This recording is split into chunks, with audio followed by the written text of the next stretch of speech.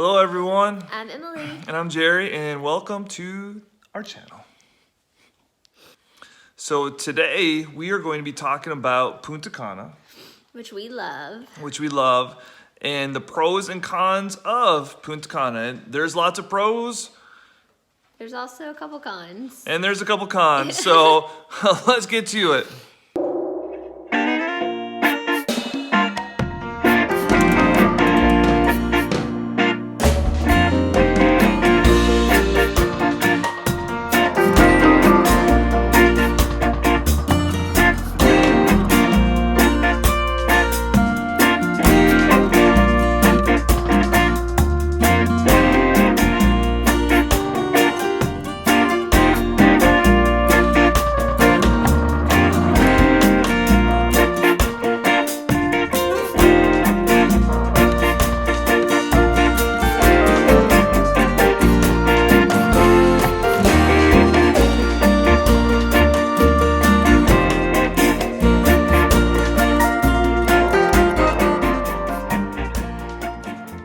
Okay, so pro number one is that it is cheap. It is cheap, yeah, comparative to everything, other islands and other real big, and it's all inclusive. So yeah, all the resorts. And so when we have gone, I mean, you're looking at per person anywhere from $1,000 to under $1,000 for a 4 or 5 day trip, and so it is, and it's like I said, all inclusive. Yeah, so the inexpensive factor makes it easy to go to and fun to be at.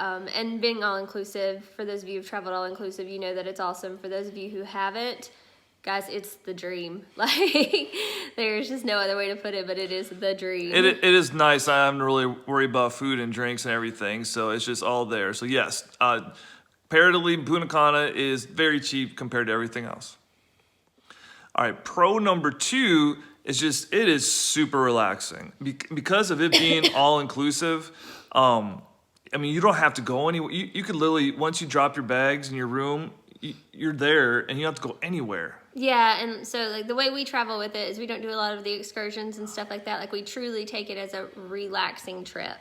So instead of running all over and trying to sightsee and the resorts are beautiful, the ocean is beautiful, and you're kind of being catered to the whole time, so there's no need to go anywhere else. It is one of the most relaxing trips we've ever really taken. So pro number three, and there's a cattail, we're back to traveling with cats, and you saw like in the run up with the pictures before we started talking, is just how scenic the water is. Like the water is beautiful there. Yeah, the whole beach is just a gorgeous area, and it's just, I know they're all tropical, but it just really feels just like you've just been immersed into this like tropical place. And the sunsets and the sunrises are gorgeous. Are beautiful. Yeah, so you can't beat it. So pro number four is the swim up pool. So we had a pool right out of our back door. It was the best money we've ever spent. We'll do it every time. Look how beautiful this is. It's incredible. Fixing your hair. Yeah, a little pre-movie fluff. All right, so pro number, what are we on, 4? 4. Are you sure it's 4? No, it's 5. 5. Swimming pool is 5 or 4. All right, so pro number 5, there we go, is the places, they're spacious. Yeah, the grounds are huge, and so even though there's a lot of people, you never feel like you're right up on someone. And there's so many pool areas. We just got done talking about one of the swimming pools that, yeah, you really have a ton of space. You never feel like you're on top of people, which is really nice. So if you like to be in the mix of other people, they do have like the party pool and stuff like that where you can go and you can be around and socialize. But if you're like us and you like to just kind of be alone, then you don't have to worry about being in that crowded scene either. Yes. Okay, so pro number 6 is some of the resorts. The resort we stayed at last time, but other resorts have casino. I've been at the Hard Rock one there in Punta Cana, and it has a casino. So and it's nice. So if you're into gambling and doing that stuff, there are resorts that do have it. So you just need to kind of look into it before picking which resort you want to stay at. Okay, so our first con is they have like these flea market areas, and it's not even so much the flea market themselves because there's cool little gadgets. They're kind of pushy. See, now I like the flea market because I do like that it's like a immersed in the like local culture and the things that you can get. Yeah, it's not that. But they are pushy, so It's you the do have to pushy say part that of it. they are Yeah, pushy. yeah. I mean, you literally have to almost walk yourself around it because you can't just walk and like kind of browse. No, they'll try to cut you a deal. Or they'll try giving you a free thing and then expect and you to then pay they for it. rope you in. Yeah, so just watch out for that. So our second con is the off-resort stuff. I've done different things. I've gone to one of their little islands that's off the island there, and it's cool. But like it took all day and to get there and get back. And we've done a few off-resort things too. And like I said, when you're there, like the place is so nice, and you're spending the money for the all-inclusive stuff anyways. I hate wasting a day. Off the resort. Another off-resort thing is book it through like your hotel or through something reputable. Just be cautious of where you book your off-resort activities from. Exactly. All right, our third con is room repairs. So when we got to our room, I think the ceiling fan wasn't working right, and might have had an issue somewhere else. And we called.